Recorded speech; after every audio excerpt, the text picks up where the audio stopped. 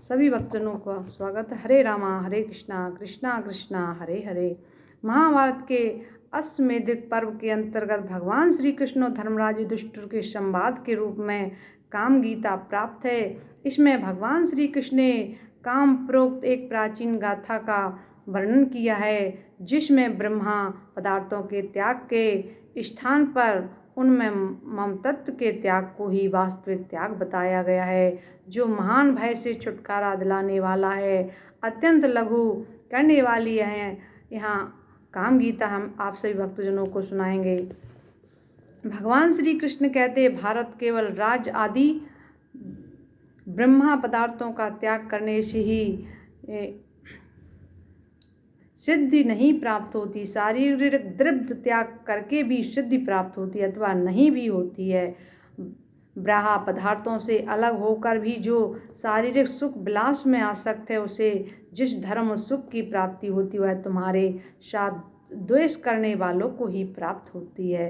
हो मम मेरा, ये दो अक्षरी मृत्यु रूप हैं, और ना मम मेरा नहीं है तीन अक्षरों का पद सनातन ब्रह्मा की प्राप्ति का कारण है। ममता मृत्यु और उसका त्याग सनातन अमृत तत्व है। राजन, इस प्रकार मृत्यु अमृत दोनों अपने भीतर ही स्थित हैं। ये दोनों अदृश्य रहकर प्राणियों को लड़ाते हैं, अर्थात किसी को अपना मानना और किसी को अपना ना मानना, यह भाव ही युद्ध का कारण है, इसमें संशय नहीं है। भरतनंदन, यदि इस जगत की सत्ता का विनाश न होना ही निश्चित हो, तब तो प्राणियों के शरीर का भेदन करके भी मनुष्य अहिंसा का ही फल प्राप्त करेगा। चराचर प्राणियों सहित समूची पृथ्वी को पाकर भी जिसकी उसमें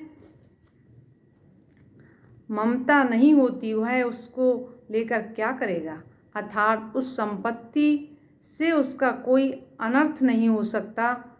किंतु कुंती नंदन, जो वन में रहकर जंगली फल मूलों से ही जीवन निर्वाह करता, उसकी भी यदि द्रव्यों में ममता है तो वह मौत के मुख की ही विद्यमान है। बाहर भीतरी और भीतरीय शत्रुओं के स्वभाव को देखिए, समझिए, ये मायामय होने के कारण मिथ्या हैं। ऐसा निश्चय कीजिए, जो मायिक पदार्थों को ममतत्व की दृष्टि से नहीं देखता, वह महान भय से छुटकारा पा जाता है। जिसका मन कामनाओं में आसक्त है, उसकी संसार के लोग प्रशंसा नहीं करते हैं। कोई भी प्रवृत्ति बिना कामना के नहीं होती, और समस्त कामनाएं मन से ही प्रकट होती हैं। विद्वान पुरुष कामनाओं को दुख का कारण मानकर उनका परित्याग कर देते हैं।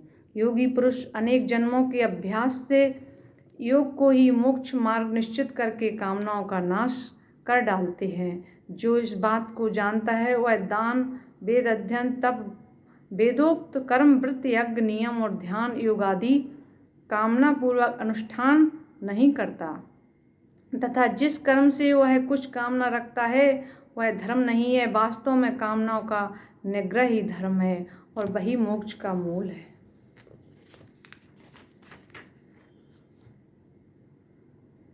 युधिष्ठिर, इस विषय में प्राचीन बातों के जानकार विद्वान एक पुरातन गाथा का वर्णन किया करते हैं, जो काम गीता कहलाती है। उसे मैं आपको सुनाता हूँ, सुनिए।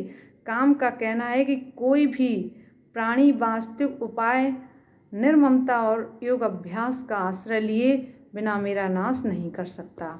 जो मनुष्य अपने में अस्त्र बल की अधिकता का अनुभव करके मुझे नष्ट करने का प्रयत्न करता है, उसके उस अस्त्र में बल में मैं अभिमान रूप से पुनः प्रकट हो जाता हूँ। जो नाना प्रकार की दक्षिणा वाले यज्ञों द्वारा मुझे मारने का यत्न करता है, उसके चित्त में मैं उसी प्रकार उत्पन्न होता हूँ, जैसे उत्तम जंगम योनियों में धर्मात्मा जो वेद और वेदांत के स्वाध्याय रूप साधनों के द्वारा मुझे मिटा देने का सदा प्रयास करता, उसके मन में मैं थावर प्राणियों में जीवात्मा की भांति प्रकट होता हूँ। जो सत्पराक्रमी पुरुष धैर्य के बल से मुझे नष्ट करने की चेष्टा करता है, उसके मानसिक भावों के साथ मैं इतना घुल मिल जाता हूँ कि वह मुझे पहचान नहीं पाता।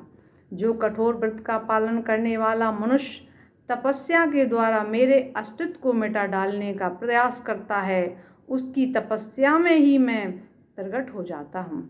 जो विद्वान पुरुष मोक्ष का सहारा लेकर मेरे विनाश का प्रयत्न करता है, उसकी जो मोक्ष विषयक आसक्ति है, उसी से वह बंधा हुआ। यह विचार कर मुझे उस पर हंसी आती है और मैं खुशी के मारे नाचने लगता हूँ। एकमात्र मैं ही समस्त प्राणियों के लिए अवध एवं सदा रहने वाला हूँ। अतः महाराज, आप भी नाना प्रकार की दक्षिणा वाले यज्ञों द्वारा अपनी उस कामनाओं को धर्म में लगा दीजिए, वहाँ आपकी वह कामना सफल होगी। विधिपूर्वक दक्षिणा देकर आप अश्वमेध का तथा पर्याप्त दक्षिणा वाले अन्याय समृद्धशाली यज्ञों का अनुष्ठान कीजिए। अपने मारे गए भाई बंधुओं को बारंबार याद करके आपके मन में व्याध नहीं होनी चाहिए। संरांगण में जिनका वध हुआ है उन्हें आप फिर नहीं देख सकते, इसलिए आप पर्याप्त दक्षिणा वाले समृद्धशाली महायज्ञों का अनुष्ठान करके इस लोक में उत्तम कीर्ति और परलोक में श्रेष्ठ गति प्राप्त करेंगे। बोलिए भक्तवत्सल भगवान की जय। हरे रामा हरे कृष्णा कृष्णा कृष्णा हरे